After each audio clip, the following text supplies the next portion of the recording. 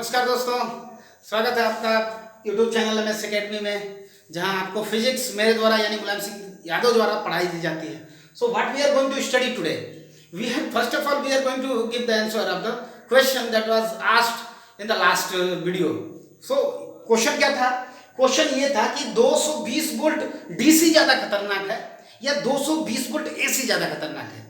इसके बाद हम लोग जो शुरू करेंगे इस वीडियो में, हम लोग ये देखेंगे कि इंडक्टर क्या होता है, एनर्जी स्टोर कैसे करता है, किस रूप में करता है, क्या फॉर्मूलेज हैं, वोल्टेज कितना ड्रॉप आता है उसके अक्रॉस में। These all points we will cover in this video. So बने रहिए आप एमएस एकेडमी में, ठीक है। तो चलिए शुरू करते हैं। सबसे पहले उत्तर देते हैं आपको पिछले प्रश्न का। तो question was very simple, what is more dangerous, ये क्वेश्चन था, व्हाट इज मोर डेंजरस, ठीक है। यदि आपने इस क्वेश्चन को अभी तक नहीं देखा है, वीडियो को पॉज करिए और क्वेश्चन को सोचिए, 2 मिनट अपने को दीजिए और देखिए कि क्या आप सही डायरेक्शन में जा रहे हैं। व्हाट इज मोर डेंजरस, ठीक है, what is more dangerous, 220 volt DC और 220 volt AC. Very simple, 220 volt DC direct current ज्यादा खतरनाक है या 220 वोल्ट एसी? इसका उत्तर मैं आपको दूंगा, लेकिन इसका उत्तर आपको तभी समझ में आएगा जब आपने प्रीवियस वीडियोस देखी हो। यदि आपने प्रीवियस वीडियो अब तक नहीं देखी है, डिस्क्रिप्शन में प्रीवियस वीडियो की लिंक मैंने दे रखा है, वहां से आप एवरेज और आरएमएस वैल्यू समझ लीजिए, फिर ये क्वेश्चन आपके लिए चुटकियों का खेल हो जाएगा, ठीक है। ठीक है, तो देखिए कैसे। देखिए जो डीसी होता है, आपको पता है डीसी क्या होता है, डीसी कैसे चलता है। डीसी ये है, DC, this is DC. And what about AC? AC is AC is alternating in nature. या तो ये साइन वेव को फॉलो करेगा या कोसाइन वेव का जो है कि वेव को फॉलो करेगा। तो सपोज करिए हमने साइन वेव को फॉलो कर रहा है, तो होता क्या है कि जो है एवरेज ये जितनी वैल्यू है उतनी ही, ये 220 वोल्ट है, ये कितनी वैल्यू रही, ये 220 वोल्ट रहा है। जो हमारे घरों में सप्लाई आती है सिंगल फेस, जिससे हम लोग बल्ब एसी कूलर चलाते हैं, वो सिंगल फेस होता है। सिंगल फेस का मतलब क्या हुआ, एक पॉजिटिव टर्मिनल और एक नेगेटिव टर्मिनल। जो भी 3 फेस होते हैं, आर वाई और बी, 3 फेस होते हैं, रेड येलो ब्लू। तो जब आर को हम वाई से या इन तीनों में से किसी एक और इसको ले लेते हैं, तभी हमको 220 वोल्ट मिलता है घरों में, जिसका हम लोग इस्तेमाल घरों को एलिमिनेटर जो है कि एप्लियंस, जो भी डोमेस्टिक एप्लियंस है उसको चलाते हैं, किसी एक फेस से और एक न्यूट्रल से, ठीक है। तो हमें 220 वोल्ट एसी मिलता है। तो जो 220 वोल्ट है, एक्चुअली ये क्या है 220, ये जो 220 वोल्ट है वो क्या है, तो जो 220 वोल्ट है वो आरएमएस वैल्यू होती है।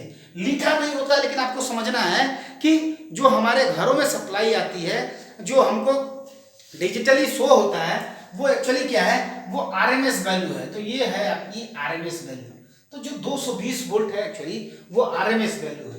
तो जो एसी का रिप्रेजेंटेशन होता है वो हमेशा आरएमएस वैल्यू में होता है। कोई कहे कि 225 वोल्ट जो है एसी सप्लाई हो रही है, तो 220 वोल्ट क्या है, इंस्टेंटेनियस है, मैक्सिमम है, एवरेज है, क्या है, तो दैट इज द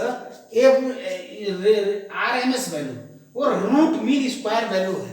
और जो डीसी का होता है, डीसी का आरएमएस भी वही होता है, एवरेज भी वही होता है, ठीक है। डीसी के लिए क्या होता है, जो आरएमएस होता है वही एवरेज होता है, वही टोटल होता है, क्योंकि ये बदलता ही नहीं है। तो एवरेज भी वही होगा, आरएमएस भी वही होगा। तो RMS and average both are same in case of DC, whereas RMS and average differ in case of AC. But जो रिप्रेजेंटेशन होता है एसी में, सॉरी हमने 220 यहाँ एसी लिख दीजिए आप, ठीक है, एसी लिख दीजिए। यहाँ अपना डीसी पॉइंट जो है कम इनटू पिक्चर होगा, यहाँ इसको आप एसी कर दीजिए क्योंकि हमने यहाँ आरएमएस लिखा है, और इसको डीसी कर दीजिए। मैंने आरएमएस, एवरेज और सारी वैल्यूज जो है सेम होती है इन केस ऑफ डीसी। तो जो हमारे जो क्वेश्चन था उस पे आइए, वो कह रखा था कि 220 वोल्ट एसी ज्यादा खतरनाक है या 220 वोल्ट डीसी, ठीक है। यदि हम मैक्सिमम वैल्यू की बात करें तो आरएमएस की इसकी मैक्सिमम वैल्यू कितनी है, डीसी की मैक्सिमम वैल्यू कितनी है, 220 वोल्ट ही मैक्सिमम भी है, यही मिनिमम है, यही मैक्सिमम है, यही एवरेज है, यही आरएमएस है, यही इंस्टेंटेनियस है। This is all about the DC, यही सब कुछ है। लेकिन आरएमएस जो एसी होता है उसमें सब कुछ अलग अलग होता है। मैक्सिमम वैल्यू कितनी हो जाएगी, मैक्सिमम वैल्यू यदि आपको याद हो, रिप्रेजेंटेशन में बताया था मैंने, I equal to I naught sine of omega t, sine of omega t बताया था। तो आई नॉट मैंने बताया था कि आई नॉट वो मैक्सिमम वैल्यू होती है, इसको हम आई नॉट बोलते हैं। ये आई नॉट है या वी नॉट है, जो भी है आपका, ये वी नॉट रहा, ये अपना वी नॉट है। तो वी नॉट कितना होगा, आरएमएस यदि आपको पता है, रिलेशन आपको बताया गया आपको, what is relation between the RMS value and the maximum value, क्या रिलेशन है, याद है ना आपको, पिछले लेक्चर से आपको कंक्लूजन से याद रखना चाहिए। और वो कंक्लूजन क्या था, आई आरएमएस या V RMS is equal to V maximum by root के 2, ये था। तो यानी कि जो हमको 220 वोल्ट दिया है वो एक्चुअली क्या है, आरएमएस है, यानी हमको 220 तो दिया ही है, is equal to V naught by root 2। तो वी नॉट एक्चुअली क्या हो जाएगा, 220 इंटू रूट 2, और 220 इंटू रूट 2 की वैल्यू जो होती है 1.414 होती है। जैसे ही आप इसको मल्टीप्लाई करेंगे आपको मिलेगा करीब करीब 311 वोल्ट, यानी कि जो मैक्सिमम वैल्यू हुई, एक जो एसी वैल्यू 220 दिया था उसकी मैक्सिमम वैल्यू कितनी हुआ, 311 वोल्ट, और जो डीसी है एक्चुअली वो तो 220 वोल्ट ही है। That means the AC of 220 volt is more dangerous than the DC of 220 volt। उम्मीद है आप इससे सहमत होंगे, एक्सप्लेनेशन आपको बिल्कुल क्लियर होगा। कोई डाउट होता है कमेंट बॉक्स में आपका बिल्कुल स्वागत है। तो चलिए अभी आज की वीडियो को हम लोग अब शुरू करते हैं। आज की वीडियो में जो हमारा टॉपिक है वो समझेंगे हम इंडक्टर को। इंडक्टर क्या है, हालांकि इंडक्टर के बारे में हम लोग थोड़ा सा बेसिक आइडिया तो रखते ही हैं। इंडक्टर क्या है, उसका वोल्टेज ड्रॉप कितना होता है, ठीक है, इस करंट की कैसे फ्लो करता है, करंट क्या क्या वो अपोज करता है, ठीक है, सारे पॉइंट्स हम लोग क्लियर करने जा रहे हैं। तो चलिए हेडिंग डाल दीजिए इंडक्टर, ठीक है, इंडक्टर हेडिंग आप डाल सकते हो इंडक्टर, ठीक है, इंडक्टर, ठीक है, इंडक्टर के लिए हेडिंग डालिए। इंडक्टर जो है ये है इंडक्टर, ठीक है, इंडक्टर इसको जब हम मेजर करते हैं एक्चुअली तो इसकी जो यूनिट होती है इंडक्टर की वो इंडक्टेंस हो जाती है। जब हम मेजर करते हैं फिजिकल को, जैसे रजिस्टर हुआ, रजिस्टर क्या है, रजिस्टर एक एलिमेंट है, उसकी जो फिनोमिना है उसको रेजिस्टेंस बोलते हैं। तो रेजिस्टेंस जो फिनोमिना है उसी तरह से इंडक्टेंस हेनरी हो जाता है, ठीक है। ये रहा आपका इंडक्टर, कोई एक एंड रहा, ठीक है, एल से डिनोट करते हैं इसको किससे डिनोट करते हैं, एल से डिनोट करते हैं, ठीक है। तो इसमें एक्चुअली इसकी प्रॉपर्टी क्या होती है उसको यदि हम थोड़ा सा देखें तो होता यह है कि जब हम इसमें करंट देते हैं तो ये यदि करंट में हम चेंज करते हैं, यदि हम करंट में चेंज करते हैं तो उसका ये विरोध करता है, क्या करता है, विरोध करता है। तो प्रॉपर्टी में बताऊंगा, उसमें मैं लिखवाऊंगा, तो प्रॉपर्टी आप ध्यान में रखिएगा। अभी आप समझिए इंडक्टर के बारे में कि इंडक्टर के लिए EMF, Faraday law of induction क्या कहता है, E is equal to N D phi by D t. Faraday law of induction तो यही है ना, E is equal to N D phi by D t, minus sign दे देता है, ठीक है, कोई नहीं, ठीक है। अभी हमें ईएमएफ से मतलब है, E is equal to N D phi by D T. अच्छा, और इंडक्टर वाले केस से हमने सोलेनॉइड वाले केस से भी सीखा था। इंडक्टर वाले केस से हमने क्या सीखा था, phi is proportional to I, यानी phi is proportional to I, तो phi is equal to L I. तो सपोज करिए हमारे पास n टर्म्स हैं तो n phi is equal to L I, क्यों, बिल्कुल n टर्म्स हैं तो टोटल फ्लक्स हो जाएगा n फाई, वो कितने के बराबर होगा, एल आई के बराबर होगा। तो यहां से यदि आप चाहें तो ये जो फाई की वैल्यू है इसमें लाके पुट कर दीजिए। जैसे ही यहां से फाई की वैल्यू यहां लाके पुट करेंगे आपको मिलेगा N D by D T of phi, और फाई की वैल्यू यहां से क्या हो जाएगा, एल आई बाई एन हो जाएगा, एल आई बाई एन, ठीक है। एन बाहर निकाल यानी is constant, let it be, ठीक है, ये कैंसिल हो जाएगा। तो यहां से आपको जो E इज इक्वल टू मिलेगा, यहां से E इज इक्वल टू क्या मिलेगा, E इज इक्वल टू मिल जाएगा आपको L कांस्टेंट यदि मानते हैं, देखिए मिलेगा आपको, कुल मिला के मिलेगा आपको d by D T of L I मिलेगा, L इंटू आई मिलेगा। चूंकि हम लोग L को कांस्टेंट लेते हैं, 12th लेवल तक तो कांस्टेंट ही लेना है। यदि हम L को कांस्टेंट लेते हैं तो L बाहर आ जाएगा और जो E इज इक्वल टू हो जाएगा L D I by D T हो जाएगा। यानी कि कोई भी इंडक्टर है यदि उसमें आई amount of current T time में फ्लो हो रही है उसमें कितना वोल्टेज ड्रॉप होगा, इसमें वोल्टेज ड्रॉप कुछ होगा वी नॉट, सपोज करिए उसको VL देते हैं तो VL की वैल्यू कितनी हो जाएगी, ये हो जाएगी, ये VL हो जाएगी। यानी कि EMF अक्रॉस द कैपेसिटर वो कितना हो जाएगा, L D I by D T, यानी कि L मतलब इसका inductance into rate of change of current with respect to time, उसको मल्टीप्लाई करते हैं तो हमें ये निकल जाएगा कि इस पे कितना वोल्टेज ड्रॉप होगा। यदि सपोज करिए क्वेश्चन समझिए, आप समझिए 10 एम्पियर की करंट फ्लो हो रही थी लेकिन उसको 5 सेकंड में उसको 5 एम्पियर कर दिया गया। पहले तो है 10 एम्पियर की करंट को हमने 5 एम्पियर किया, कितने समय में? 5 सेकंड में। यदि इसका इंडक्टेंस की value L equal to 1 henry है, 1 हेनरी है, सपोज करिए 1 हेनरी है, तो कितना वोल्टेज ड्रॉप आएगा इसके अक्रॉस, उसको कैसे ज्ञात करेंगे? वही formula VL equal to L di by dt, यानी change in current upon change in time.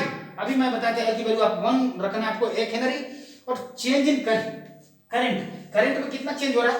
5 ampere का। 10 - 5 इक्वल टू 5 अपन कितना समय लग रहा है? 5 सेकंड लग रहा है। इसको कैंसिल कर देंगे, यानी 1 वोल्ट। कितना ईएमएफ नहीं डेवलप होगा एक्चुअली, कितना वोल्टेज ड्रॉप होगा, कितना पीडी होगा वोल्टेज ड्रॉप, वो निकल के आ जाएगा आपके सामने। 1 वोल्ट जो है वोल्टेज ड्रॉप होगा किसी भी इंडक्टर के। ठीक है, इंडक्टर क्या करता है? एनर्जी स्टोर करता है, और वो सारे एलिमेंट, वो ध्यान रखिएगा, इलेक्ट्रिकल के वो सारे एलिमेंट्स जिनके पास ये कैपेसिटी होती है, ये एबिलिटी होती है, ये फीचर होता है कि वो एनर्जी स्टोर रख सके, एनर्जी स्टोर करने की जो काबिलियत है, वो सारे एलिमेंट्स डायनेमिक एलिमेंट्स कहलाते हैं। नोट कर लीजिएगा, व्हाट आर डायनेमिक एलिमेंट्स। बहुत सारे लोग पूछ सकते हैं आपसे, डायनेमिक एलिमेंट्स क्या है? डायनेमिक एलिमेंट, ठीक है, डायनेमिक एलिमेंट, ठीक है, डायनेमिक एलिमेंट्स क्या है? Put the heading dynamic elements, those elements who has the virtue to store the energy, चाहे वो किसी भी रूप में हो, दोज एलिमेंट्स, वो सारे इलेक्ट्रिकल एलिमेंट जो एनर्जी स्टोर करने की काबिलियत रखते हैं, उनको हम डायनेमिक एलिमेंट कहते हैं। उदाहरण के लिए लिख दीजिए आप इंडक्टर एंड कैपेसिटर। एग्जांपल लिखिए, एग्जांपल इंडक्टर एंड कैपेसिटर। ये इंडक्टर रहा और ये कैपेसिटर, ठीक है, inductor and capacitor, both are the best example of dynamic element. ये क्या करते हैं? एनर्जी को स्टोर रखते हैं, अपने आप में संचित रखते हैं। यानी कि कितनी एनर्जी स्टोर होती है, ये सारे पॉइंट्स हम लोग डिस्कस यानी कि करना पड़ेगा हम लोग को। तो चलिए करते हैं। तो dynamic elements are those elements which has the virtue to store the energy.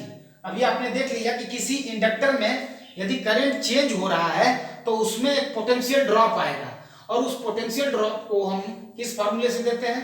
VL = L di/dt से देते हैं।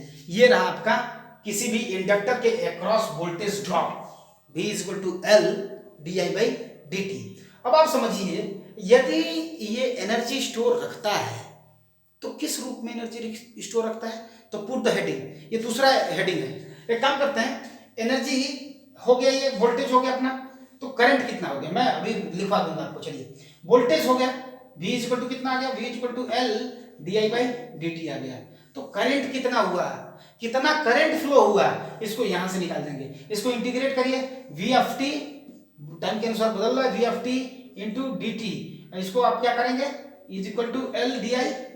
अब L को भी इधर ले आइए, तो 1/L integration of Vt dt = ये हो जाएगा आपकी I की वैल्यू। इंटीग्रेट कर दीजिए तो ये I की वैल्यू आ जाएगी।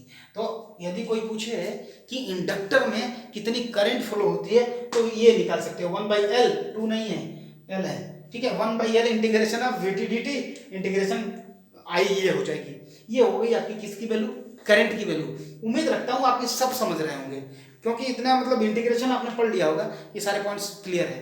तो आपको करंट मिल गया, ये आपकी करंट रही, वोल्टेज आपको मिल ही गया था। कितना वोल्टेज था? वो वोल्टेज था V = L di/dt।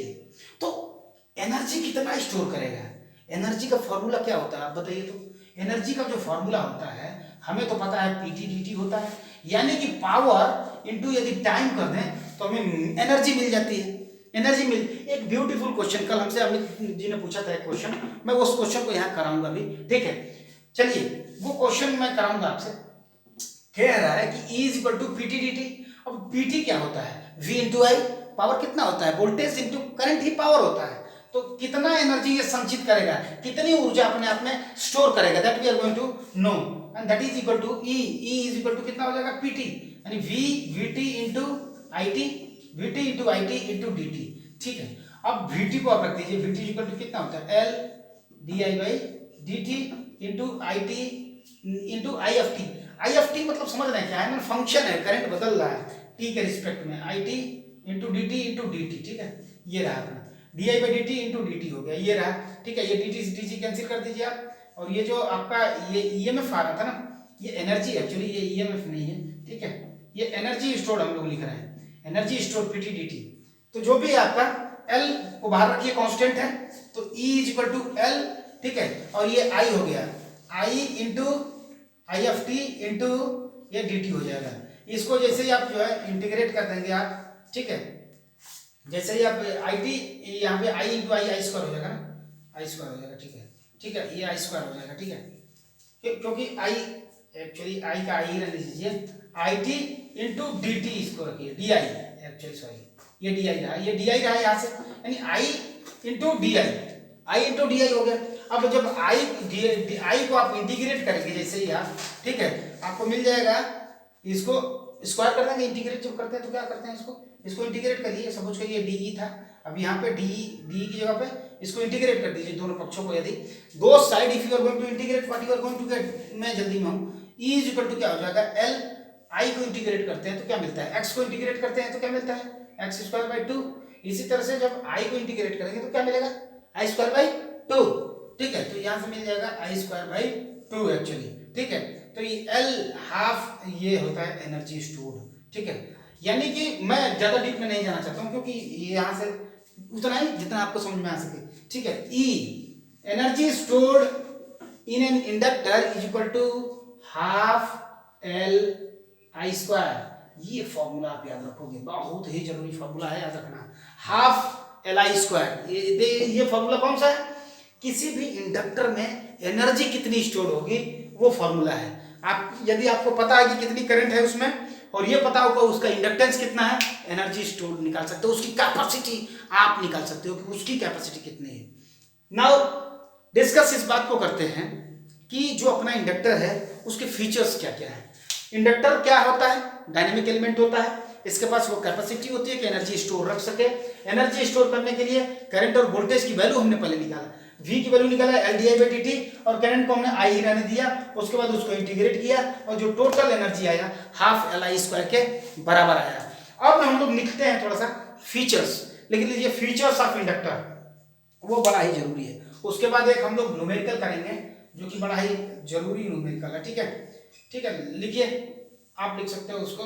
क्या रहा है कि एक जो है पहला फीचर्स लिखिए, फीचर किस चीज की, फीचर इंडक्टर का फीचर, फीचर या प्रॉपर्टीज जो भी आप बोलते हो। ठीक है, प्रॉपर्टीज ही बोलते हैं। तो पहला प्रॉपर्टी आप लिख लीजिए इंडक्टर की कि energy, inductor has the virtue to store the energy.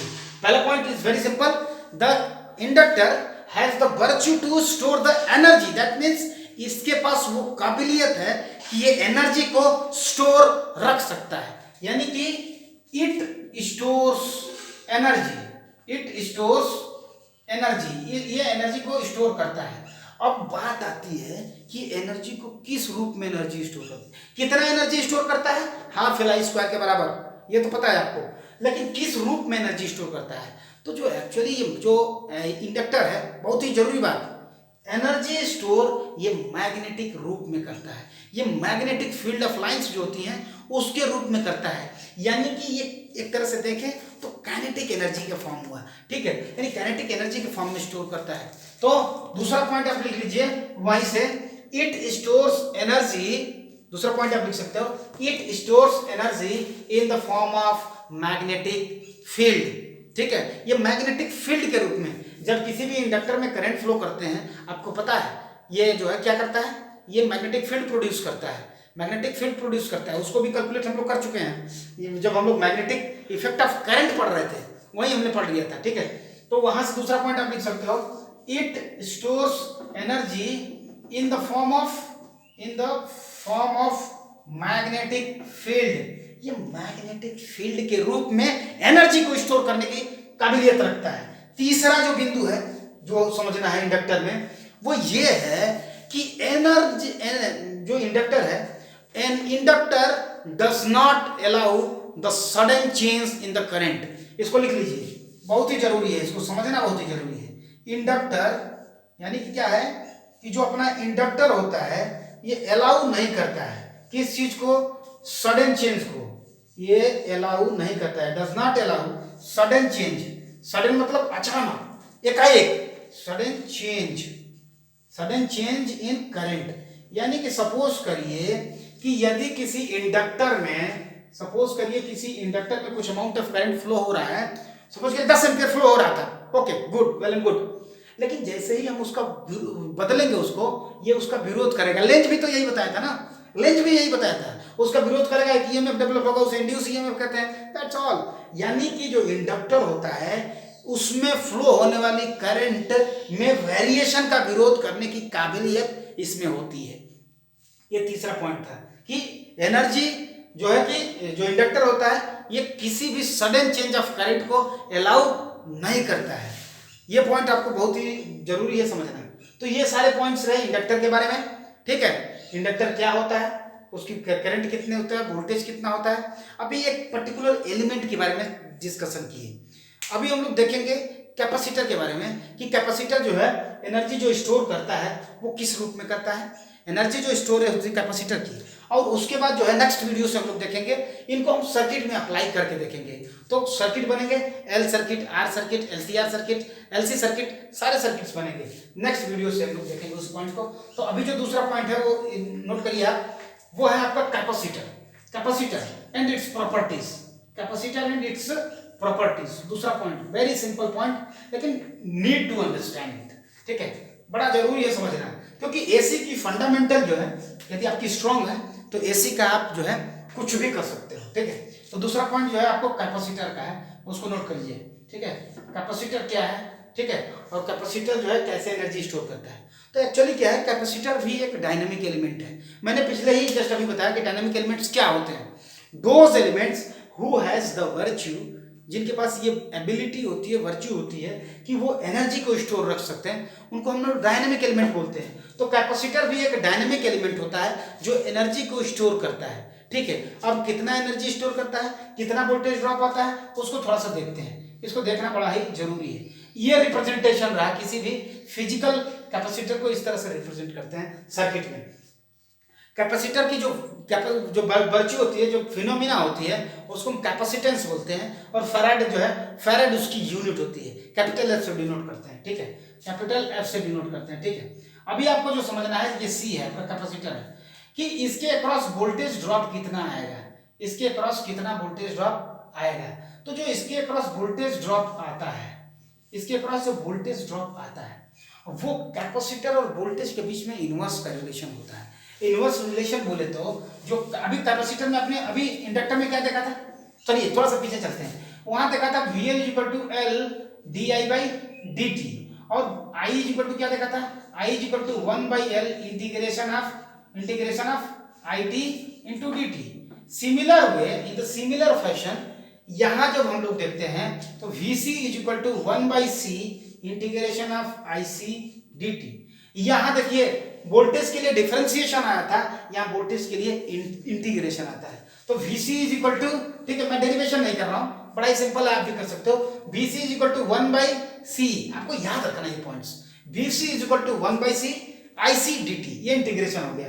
0 से लेकर t तक आप इंटीग्रेट कर सकते हो, that's not the problem, limit तो हमारे ऊपर है, हम ले लेंगे, ठीक है। यानी VC = 1/C IC into dt। IC कितना हो जाएगा, यदि हम IC निकालना चाहें तो हो जाएगा C dV/dt। ये है C dV/dt। ये रहा कितना करंट फ्लो होगा किसी इंडक्टर में। यानी कोई इंडक्टर है तो एनर्जी स्टोर कर देगा, तो कैपेसिटर और करंट और वोल्टेज में दोनों चाहिए।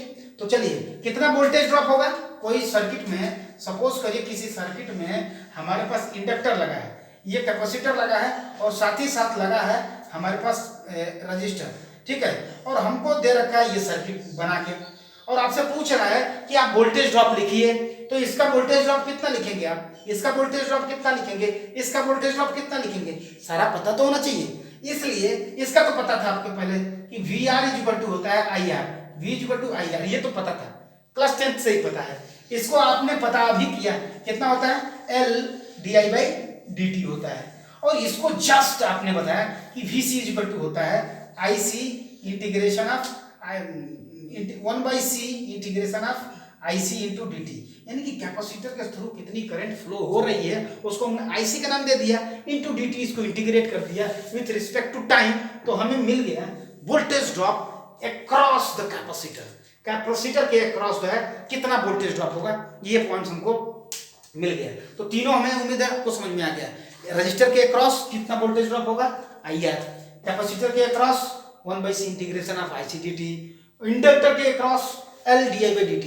सारे अगर पॉइंट्स याद हैं तो फिर आप बेहतर हैं, सबसे बेहतर है। क्यों? क्योंकि अब आने वाले समय में आपको कोई दिक्कत होने वाली नहीं है। ठीक है, ठीक है। अब आप समझिए कि जो अपना वोल्टेज एनर्जी कितना स्टोर होगा कैपेसिटर में, उसको भी देख लेते हैं, वो भी तो हमारा ही काम है। तो एनर्जी स्टोर जो होता है वो जैसे हाफ CV² आ रहा था, इसका आता है हाफ L, उसका हाफ LI² आ रहा था, इसका आता है हाफ CV²।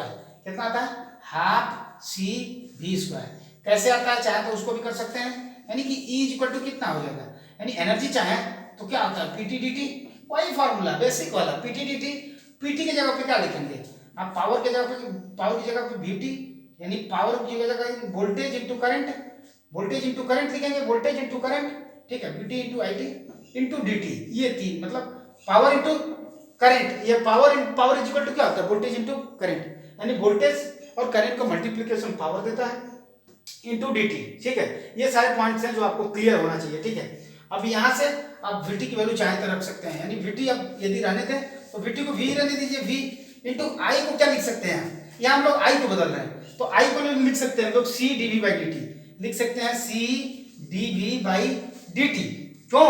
बिल्कुल C कांस्टेंट है, बाहर रख लेने दीजिए, C dV by dt into dt था यहाँ पे ऑलरेडी ये वाला dt, तो dt कैंसिल आउट हो जाएगा, क्या बचेगा आपको V dt, और यहाँ बचेगा आपको dV, यानी dE है, मानिए एनर्जी जो है dE है। अब दोनों साइड को इंटीग्रेट कर दीजिए, जैसे ही आप इंटीग्रेट करेंगे दोनों साइड आपको क्या मिलेगा, जैसे इंटीग्रेट करेंगे C कांस्टेंट है बाहर आ जाएगा, सपोज कि ये एनर्जी रहा कैपेसिटर की, ये आपको जो है C जो है C बाहर आ गया, C इंटीग्रेशन है V dV। अब हमको ये इंटीग्रेशन तो आपको बताना नहीं है, क्यों? क्योंकि आपको भी पता है कि यदि x का dx के रिस्पेक्ट में इंटीग्रेशन करें, उसी तरह से v का dv के रिस्पेक्ट में इंटीग्रेशन करें तो क्या आएगा, तो EC इज इक्वल टू क्या आ जाएगा, C इंटीग्रेशन ऑफ C यानी V²/2, यानी V का क्या होता है V²/2। तो energy stored in capacitor EC equal to होता है हाफ, ये हाफ है, ये हाफ CV², और कैपेसिटर का कितना था EL कितना था, हाफ L, उसका था हाफ LI²। समझ पा रहे हो बात को? यानी कि कैपेसिटर के जगह पे इंडक्टर हो गया है और करंट के जगह पे वोल्टेज हो गया है, इसलिए यहां भी रिवर्स हो रहा था। तो एनर्जी स्टोर, कोई कैपेसिटर कितनी एनर्जी स्टोर करेगा उसका फॉर्मूला है EL is equal to EC is equal to half CV²। Okay, यानी कि इसका और इसका दोनों का हमने समझ लिया कि कोई कैपेसिटर एनर्जी कैसे स्टोर करता है। तो जो कैपेसिटर होता है एक्चुअली, इंडक्टर में आपने देखा, मैंने बताया कि इंडक्टर जो है क्या करता है कि मैग्नेटिक फील्ड के रूप में एनर्जी को स्टोर करता है। इसी प्रकार से जो कैपेसिटर होता है वो एनर्जी स्टोर करता है in the form of electric field. तो नोट करिए प्रॉपर्टीज ऑफ कैपेसिटर, बड़ा ही जरूरी है पॉइंट्स है। तो प्रॉपर्टीज ऑफ इंडक्टर कैपेसिटर लिखिए, प्रॉपर्टीज ऑफ कैपेसिटर। एक्चुअली आधे घंटे में ही आपको सारा पॉइंट्स आपको क्लियर करना होता है और ये सारे पॉइंट्स आपको बताने होते हैं, इसलिए थोड़ा सा जो है मैं जल्दी बताता हूँ। ठीक है, ठीक है, आप समझिए प्रॉपर्टीज कितनी हो जाएगी, प्रॉपर्टीज बताइए। प्रॉपर्टीज की यदि बात करें तो प्रॉपर्टीज क्या हो जाएगी, पहली प्रॉपर्टी हो जाएगी इट स्टोर्स एनर्जी, यानी कि ये एक डायनेमिक एलिमेंट है। डायनेमिक एलिमेंट वो एलिमेंट होता है जो एनर्जी को स्टोर करता है, तो इट स्टोर्स एनर्जी। दूसरा पॉइंट लिखिए, it stores energy in the form of magnetic field. कितने, किस फॉर्म में, ये electric field, sorry, in the form of electric field. आपने देखा ना दो कैपेसिटर के बीच में ये मैग्नेटिक इलेक्ट्रिक फील्ड फ्लो होता रहता है, प्लस से लेकर माइनस की तरफ। ठीक है, तो इस प्रकार से जो अपना जो इंडक्टर है, ये जो कैपेसिटर है, वो मैग्नेटिक फील्ड के रूप में एनर्जी स्टोर करता है। एक और पॉइंट याद रखिए, ये दो पॉइंट जब हो गए तो तीसरा पॉइंट क्या था, उसमें तीसरा पॉइंट क्या था, मैंने ये बताया था तीसरा पॉइंट कि जो इंडक्टर होता है सडन करंट चेंज का विरोध करता है, तो कैपेसिटर क्या करता है, it opposite it do not allow the sudden change in the voltage, यानी कि यदि वोल्टेज में हम कोई सडन चेंज करते हैं, कोई अचानक चेंज करते हैं, सपोज करिए अभी वोल्टेज था, अभी सपोज करिए 50 वोल्ट था, प्लस माइनस 50 वोल्ट था, यदि हम वोल्टेज को चेंज करते हैं 60 वोल्ट कर दें या 40 वोल्ट कर दें, यदि हम वोल्टेज चेंज करते हैं तो कैपेसिटर की ये अपनी वर्च्यू है, ये अपना उसका प्रॉपर्टी है, ये उसको सडन चेंज करेंगे तो उसका विरोध करेगा, उसको बदलने ही नहीं देगा। समझ पा रहे बात को? तो ये चीज है। जब आप जो है ये तीसरा पॉइंट आप लिख लीजिए कि capacitor do not allow the sudden change in the voltages. Point is very simple. जब आगे पढ़ेंगे, आप बीई करेंगे या बीटेक करेंगे, तो आपको जो है वहाँ पे आपको ये पढ़ने को मिलता है, VLSI वगैरह मिलने को पड़ेगा। तो वहाँ पर कांस्टेंट वोल्टेज सप्लाई और कांस्टेंट करंट सप्लाई के लिए हम लोग किस तरह से इंडक्टर और कैपेसिटर को यूज करते हैं, ये आपको हायर स्टडी में मिलेगा। उसका जिक्र अभी नहीं किया जा सकता है, फिर भी आपकी जिज्ञासा के लिए मैंने बता दिया। ठीक है, तो ये पॉइंट्स रहा, कैपेसिटर क्या होता है, इनकी प्रॉपर्टीज क्या होती है, और ये किस रूप में एनर्जी स्टोर करते हैं, एनर्जी का रूप क्या होता है। ठीक है, एनर्जी का रूप यहाँ पे, ये एनर्जी का रूप यहाँ मैग्नेटिक फील्ड है, यहाँ एनर्जी का रूप, सॉरी, कैपेसिटर में इलेक्ट्रिक फील्ड है और इंडक्टर में मैग्नेटिक फील्ड है। ठीक है, ये कैपेसिटर में ये करंट को नहीं बदलने देता है, कैपेसिटर में करंट को, वोल्टेज को नहीं बदलने देता है, और ये करंट को नहीं बदलने देता है। हाफ LI स्क्वायर और हाफ CB स्क्वायर। ठीक है, और सारे फॉर्मूले आपसे डिराइव करके हमने बता दिए। ठीक है, उम्मीद रखता हूँ ये प्रॉपर्टीज रही। अब हम लोग नेक्स्ट वीडियो से क्या करेंगे, charging of capacitor, discharging of capacitor, discharging of inductor, charging of inductor, यानी कि इंडक्टर और कैपेसिटर का चार्जिंग और डिस्चार्जिंग देखेंगे। उसके बाद नेक्स्ट वीडियो से, मतलब परसों वाली वीडियो से, हम लोग इनको इंडक्टर को, कैपेसिटर को, रजिस्टर को किसी सर्किट में लगा के देखेंगे। सर्किटल एनालिसिस 2 दिन बाद शुरू होगा। अभी हम लोग बेसिक जो है, बेसिक जो पॉइंट्स बिल्कुल किसी को भूलना नहीं चाहिए, वो डिस्कस कर रहे हैं। तो आप डेली आधा घंटा निकालिए, शाम को 6 बजे मैं आपके लिए एक वीडियो लेके आता हूँ। MS अकेडमी में आपको फिजिक्स पढ़ाई जाती है, अभी AC पढ़ाया जा रहा है। ज़्यादा से ज़्यादा लोगों को, कोई छूटे ना, सबको शेयर करिए और बताइए कि नहीं AC की एनालिसिस कितनी ज़रूरी है। So very simple, very easy to understand the concept. So उम्मीद रखता हूँ आपको आज का ये सेशन बिल्कुल पसंद आया होगा। लाइक करिए, शेयर करिए और ज़्यादा से ज़्यादा लोगों को बताइए कि सब्सक्राइब करें। चलिए, so thank you very much.